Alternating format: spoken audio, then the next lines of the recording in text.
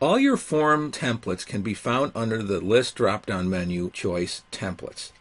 When you click on Templates, the template list appears and is ordered by the type of form the template represents.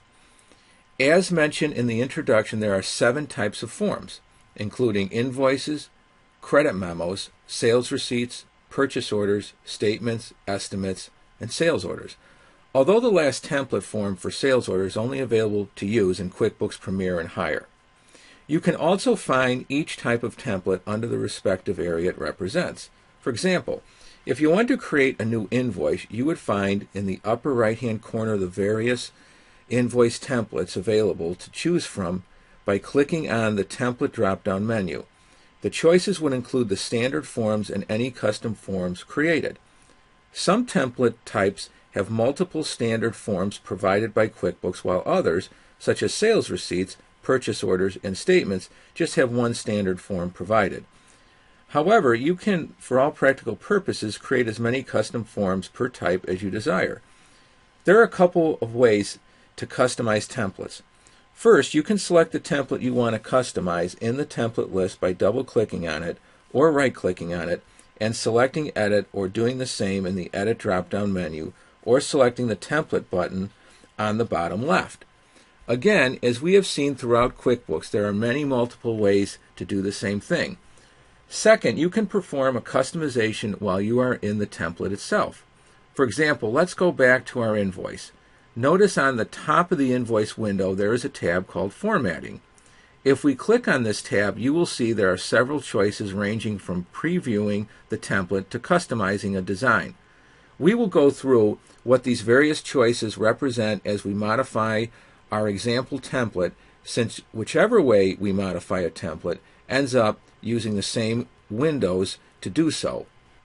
So let's go back to our template list and double-click on the Intuit product invoice to demonstrate how you can customize a selected template. There are essentially 3 customization windows you can make changes from. The first window is for basic customization and allows you to make various changes to your template, ranging from adding a logo to changing color schemes. Notice a preview of your template is provided, and as you make changes in this window, you can see what the visual impact will be. For example, if I wanted to change my color scheme from the current black to maroon, I would simply click on the color scheme window and choose the color I want, and then click the Apply Color Scheme button. Notice that now my preview window shows the lines in maroon. Likewise, I can change the font for the various areas in the template, such as title, company name, address, and labels, by selecting the area and then clicking on Change Font, which opens up the standard font editing window, allowing me to change the type of font, the style, the size, color, etc. On the bottom of the window, I can include or exclude certain type of company and transaction information, the various choices. Notice as I check mark each box, the information appears in the lower section of the template if you look at the preview window. Also notice there appears to be an overlapping occurring with the existing lines in the template. I will show you how you can move these fields of information so they don't overlap when we get into the Layout Designer function later in this lesson. In basic customization, you can also manage your templates in terms of renaming what you want to call them by clicking on the Manage Templates button at the top of the screen. Notice for standard templates provided, you cannot change the name of it, and this is why the template name is grayed out. But what you can do is make a copy of it and name it whatever you want. The reason QuickBooks does not allow you to change the standard templates under the same name is for your protection, so you always have the standard templates available if needed. Once you are done with your basic customization, you can then move on to either the additional customization tools or the Layout Designer. For our example, let's go to the additional customization function, and when we click on this button, notice we are prompted to make a copy of the template since we have made changes, and we cannot overwrite the standard template as just mentioned before. When QuickBooks creates a copy, it always calls it copy of whatever the template name is. You can then rename it through Manage Templates as previously explained. Once you are in the additional customization window, you can now decide what information is going to appear on your screen and what information is going to print out by check marking or uncheck marking the various fields provided. You can also change the wording of what the fields are called as well by simply typing over the titles that appear and putting in what you want. Notice there are 5 different tabs representing the different areas or sections within a template. Note, the middle column in this case relates to progress invoicing, which this particular template does not relate to, so the check mark choices are grayed out. The other tabs, headers, columns, footer, and print, would be available to make change if you so desire. As with any changes you make in QuickBooks, the proper care and understanding should be involved with making any changes. You just don't want anyone coming into this area and making poorly thought out changes. Sometimes you have to play with these options before you get it just the way you want it. Therefore, you may want to name your template in a way that you know it's in a draft or trial phase before making it final or for regular use. Now, the last function to make changes is the Layout Designer, where you are given the greatest flexibility to customize a template. When you click Layout Designer, this is the window that appears. Notice that an actual graphic representation of the form template appears, and there are ruler lines surrounding it, and within the template is a grid represented by little dots. Within the template are various fields of information that are either labels or fields from the database in QuickBooks. For example, the invoice label at the top right of the window is a label. If we double-click on this label, or right-click, or by pressing the Properties button in the upper left-hand corner of the window, you will see a Properties window open up, and we see the name invoice in the label field box. We can change this name right here if we want to. Also, the tabs in this window also allow us to change the text, borders, positioning, background, fonts, size, and even the colors if we desire. So no matter what field is in the template, we have the same property choice preferences as these by activating the Properties window. If a field was a data field, you would know this by opening up the Properties window, and at the top of the window it would indicate it was a data field. Another useful feature in this function is you can reposition any header and footer type of field, and we will talk about the fields in the body in a moment. To move a header or footer field, simply put your cursor over the field and hold down the left mouse button and then drag the field where you want it to go. This is where the grid comes in handy, since you can use the little dots to position the field more precisely where you want it. However, it does sometimes take some practice to get proficient in this process. You may have to first move the label field and then the data field when repositioning. So for example, watch me move the data fields, first the label field, and then the data field.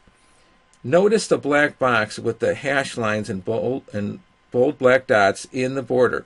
The black dots allow you to put your cursor on them and resize the box if desired, and depending on how you set up your properties, the repositioning will change accordingly. If you remember earlier when we were in the basic customization window, the fields on the bottom that I added overlap with the body of the template. To fix this situation, let's scroll down to the bottom of the form and move these fields so there is no overlapping. Watch how I do this. See how I'm just dragging down the label and data fields, and before you know it, the overlap problem is gone. Notice how I use the grid to help me ensure I am putting the fields where I want them. In terms of the body of the template, you can resize it by clicking on the body and then using the black dots to make the changes you want. The column widths can also be changed by putting your cursor on the column line, holding down the left mouse button, and then dragging the border to the left or right to resize.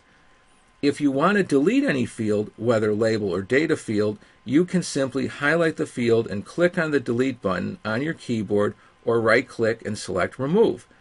There is also a remove button at the top of your window. Other buttons at the top allow you to undo anything you have done, and you can redo things as well. Where appropriate and available, you also have Make Same, Center, and Zoom choices on the right part of the buttons bar at the top of the window. The Add button on the upper left of the button bar is a great feature, allowing you to add either text or label boxes, data fields, or images, such as a logo. Adding a text box opens up the property window for label you are adding. I'm just going to put in the word text here and click OK, And as you can see, it puts it in the middle of the template, and now all I need to do is drag it wherever I want it. When adding a data field, the window that appears allows me to select a particular field from the QuickBooks database that is pertinent to this template. Notice the fields are in alphabetical order, and if any of the fields are already in the template, then it is checkmarked. Keep in mind any custom fields that you've created that could relate to this type of template would also be available. For example, B-Day is a custom field, meaning birthday, that I created and is now available, so I can put it in the template and the information can now be captured at the transaction level. This is a very important concept to understand. One of the great features of QuickBooks is that it provides a level of customization to make your accounting system into an information system tailored to your specific needs. Custom fields and the ability to capture such information at the transaction level is a key ingredient to be able to do this, and it is here at the customized forms level that you marry the creation of the custom field with the ability to capture the information as it relates to particular transactions. To add an image such as a logo, you simply click on the Add button, then Image, and a browser window appears. You then simply find the image file you want to bring in, and if your file appears, it means QuickBooks is recognizing the type of image file it is. Once you select it and select Open, it will appear in the middle of your template, and you can move it to where you want and resize it, etc., as allowed by your property settings. Then you can select OK, where your changes will be saved, and you will go back to the previous window you had open. You can now start using your new custom design template and reap the benefits template customization provides.